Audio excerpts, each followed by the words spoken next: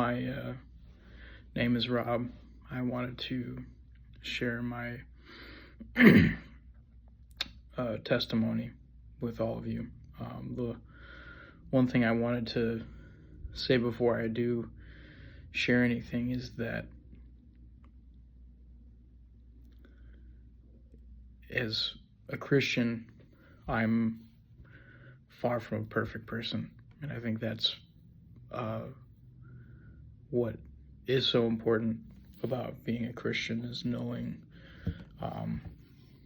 how imperfect and sinful we are as human beings. And I want to share this with other people because I feel like hopefully my testimony will reach someone and will be a blessing to someone, because I know that, the fight never ends. This is going to be a battle you face your whole life, and I would have to imagine it gets easier over time, but it's still, as someone that I would consider a young Christian, it's never easy, and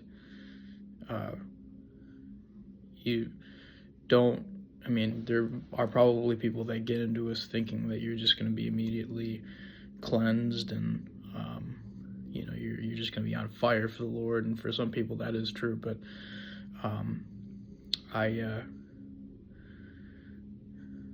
at least my testimony isn't quite like that. I don't have a incredibly remarkable story. People, you have people that are completely disabled or went through war,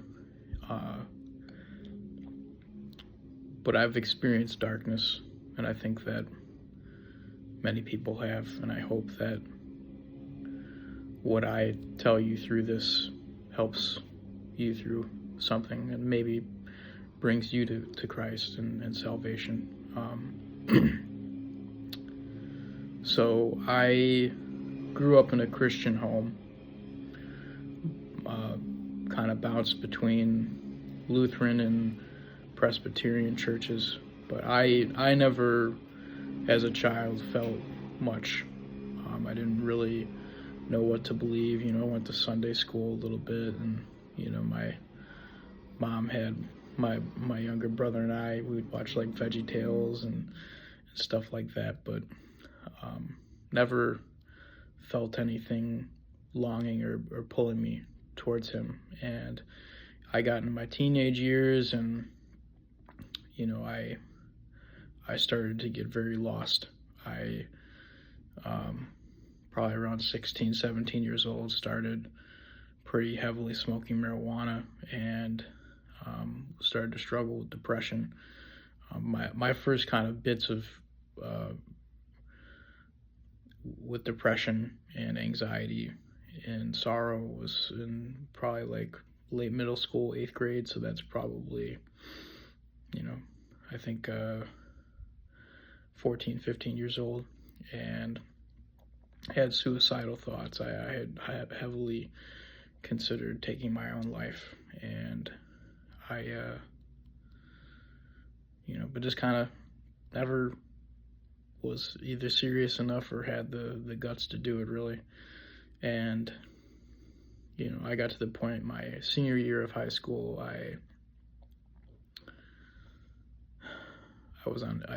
got diagnosed with depression and was put on antidepressant SSRIs. I ended up taking 4 different types of antidepressants over like a 3 to 4 year span, from like 18 years old to probably like 21, 22. And in hindsight, I was actually probably more likely dealing with symptoms of untreated ADHD, but that's something I'm kind of dealing with now at age 30. But So up to that point, just kind of I never considered myself an atheist, but more agnostic, if anything, just kind of either indifferent or just not being too sure. And I did have an experience when I would say 17 by that point. I years later kind of figured out what happened, but to put it succinctly, I was playing baseball. I played third base, and I was having troubles with a girl at the time. You know, your hormones are running rampant, and I just was having a bad game. Just struck out a couple times, you know, muffed a couple ground balls playing third base, and just was playing bad. And you know, I had one where I made a bad throw to first, and the guy was safe because of my throw. So I kind of turned around, let out kind of a, you know, guttural scream, like you know, just really angry with myself. And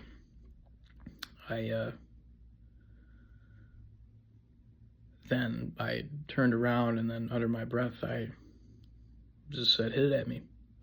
You know, I looked at the batter, I said, "Just hit it at me, you bastard." You know, under my breath, I wasn't, you know, directly saying it to the batter, but it was more like, you know, you're just so angry, you're just like, nah, let's do it again, let's see what happens.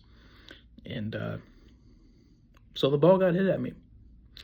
So I, to this day, I knew people that were there and watched it, and that ball was probably hit at me over 100 miles an hour, and I saw that ball come at me in slow motion.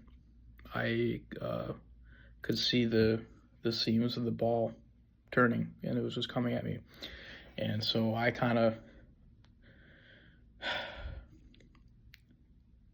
I wouldn't say lost control of my body, but my body was being controlled. And years later realized that was God. Whether it was, don't know if it was Jesus, I don't know who it was, but it took over and just kind of caught the ball. And had I not caught this ball was coming right here. So it was like this line, so I caught it right around here. Probably would have crushed my windpipe.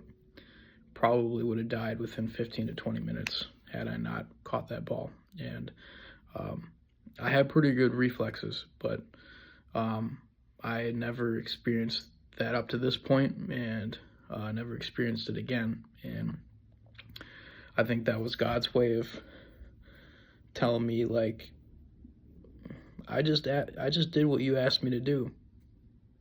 That baseball was hit right at you, and I cradled your life in my hands and saved you. And I, again, didn't realize it at the time. You know, I just kind of like came to like, oh wow, like what just happened, and just threw the ball back to the pitcher. And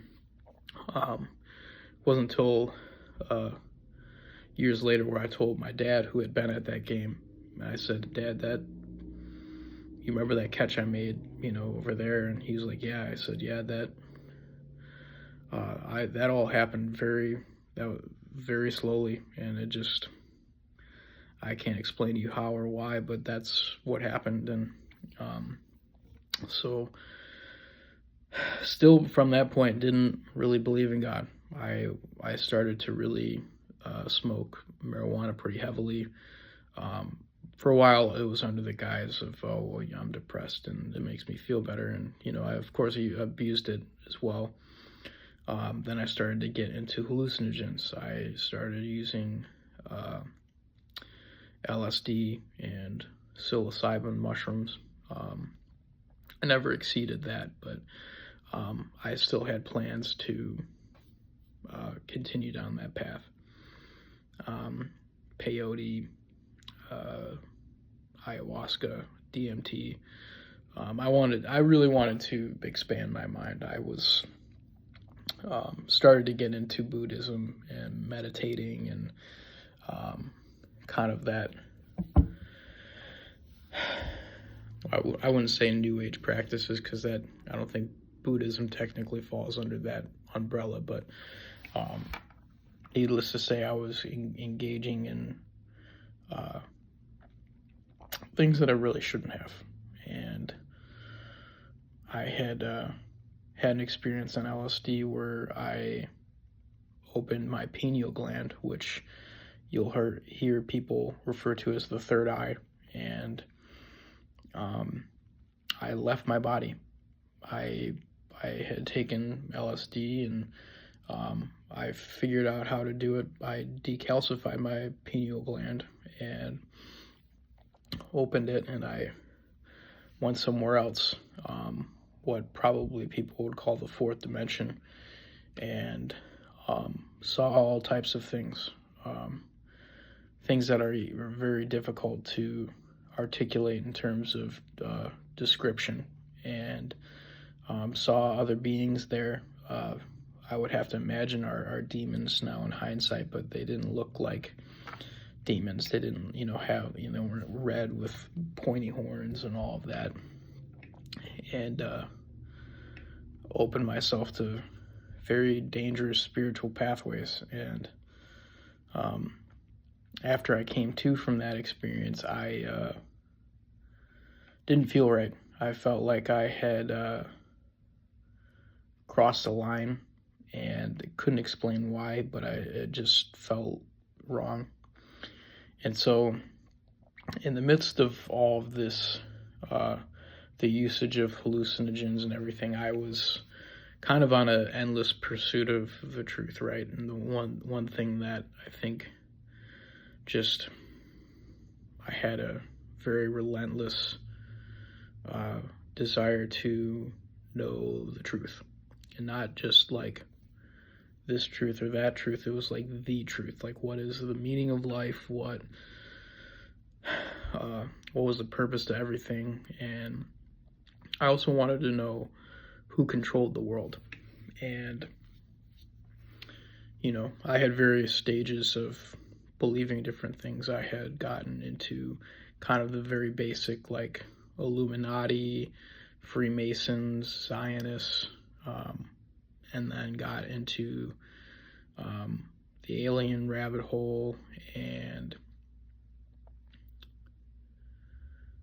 then the Rothschilds and all of that. And then I got to what I would consider to this point pretty much the very top of the pyramid, so to speak, and that is the Roman Catholic Church. I firmly believe that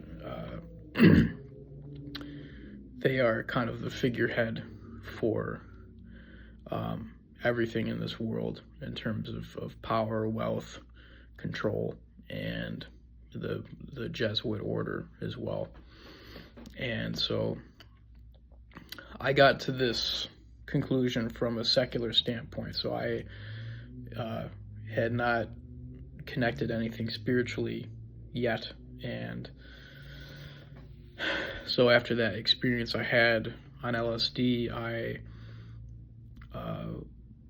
came down, and I had it was a YouTube channel that I was watching, and it's been long dissolved by this point, but he was talking to me about Jesus, and I at the time was kind of, I think I kind of believed in God at that point, after having that spiritual experience, but didn't really know for sure. And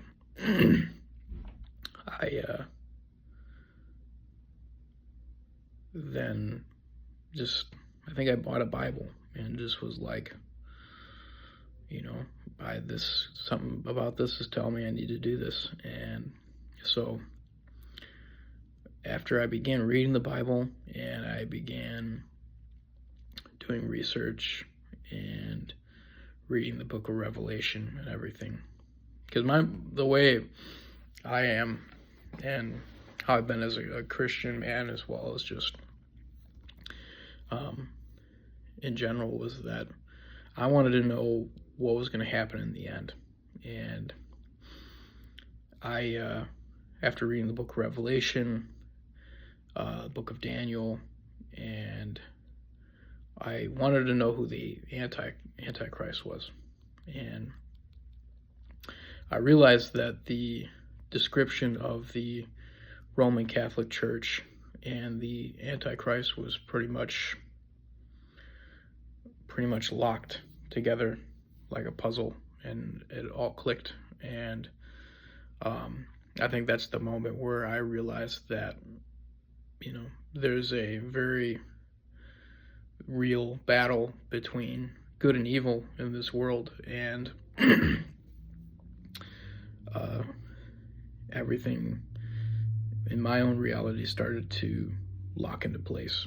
I started to see that there was so much archaeological evidence for the Bible, from the New Testament going into, or the Old Testament going into the New Testament, and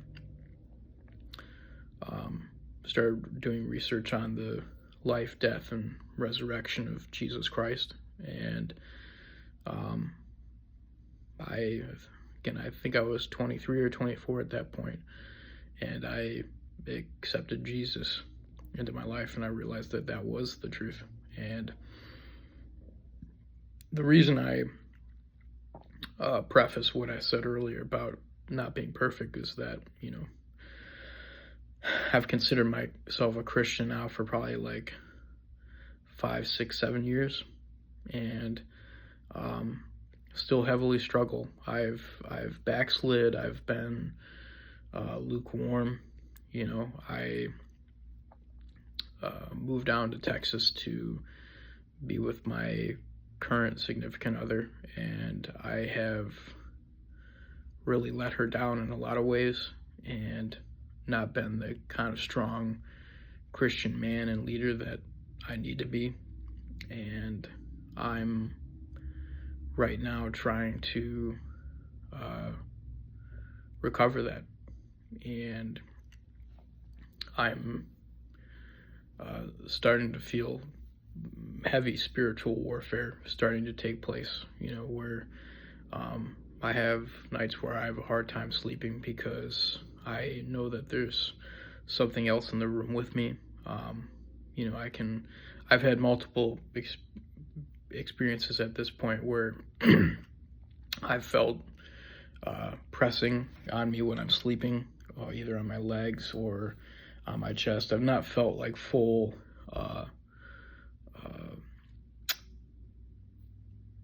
sleep paralysis, but I've heard noises. I hear things every once in a while, and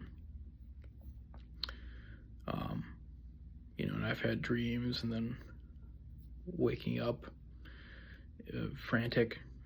So to someone that's on the fence about being a Christian or not understanding or not believing in it, it's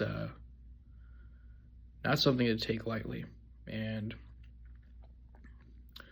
there's so much evidence for it that I can't really even encapsulate into my own testimony, between the very concrete, between the archaeology, the science. You could talk about the Fibonacci sequence, intelligent design, physics, and the spiritual sense, and then the Bible, all of the different things, that all the prophecies that interconnect with each other, all the prophecies that have been fulfilled, and prophecies that were written by men that lived thousands of years apart, that there was no possible long-ranging conspiracy that could have possibly allowed for these things to have happened. It's just not possible. And if you read the Bible with an open mind, you'll see that. And I would pray to Jesus, and pray to the Lord to give you that guidance, and give you, and kind of open your mind and your heart to it, because we're approaching very dark times. Things are not going to get better. And I don't mean that in a doom and gloom sense, but it's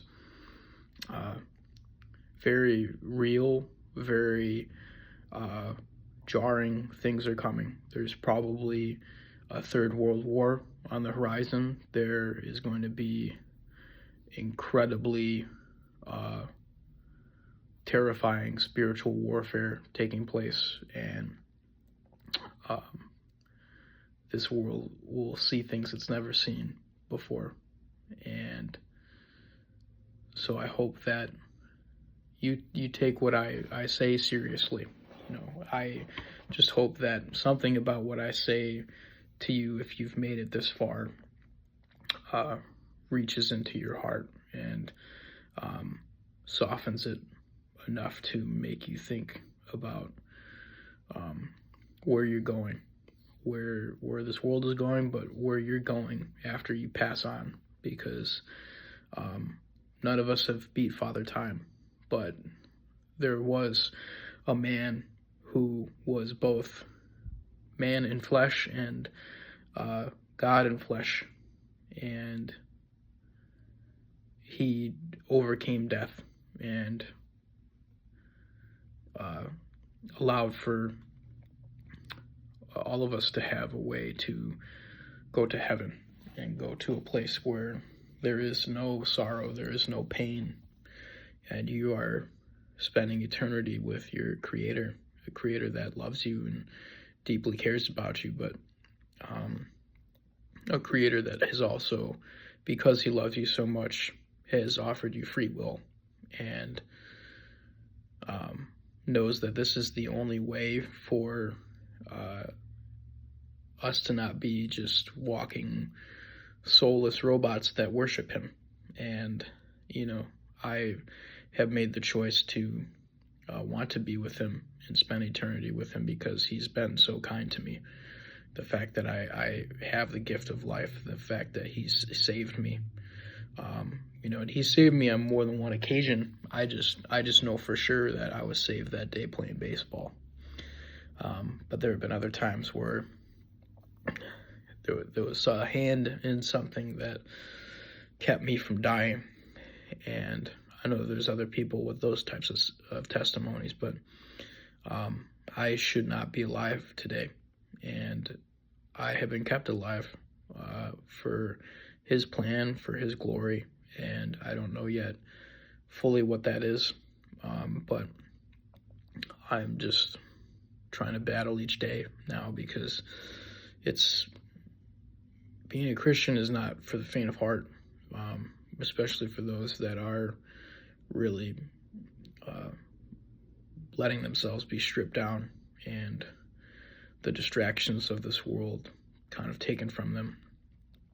And so I just hope that there's something I've said here that will reach you and whoever's watching, and I just pray that it touches you in a way that it brings you to Christ, because while there is pain and there is suffering in dying to the flesh each day and giving yourself up as a living sacrifice to him, there's also an immense amount of peace, knowing that you know the truth, like the ultimate truth behind everything, and having peace knowing Christ. I was crying earlier listening to the testimonies of some other people that have been through some things, and I felt very compelled, very convicted to share mine with you all. And I'm not a exciting guy. I can be a little bit monotone in my voice, but I hope that you don't think that being a Christian involves some type of spectacular story. And sometimes it's as simple as him reaching out to you and bringing you home. So I just hope that this video brings you home to our Lord and Christ Yeshua, or Jesus Christ. I pray that you will find him. I love you, whoever you are out there, and I just pray that my words help you and they give you the relief that you need. I love you. In the name of Jesus Christ, in the name of Christ Yeshua. I hope to see you soon.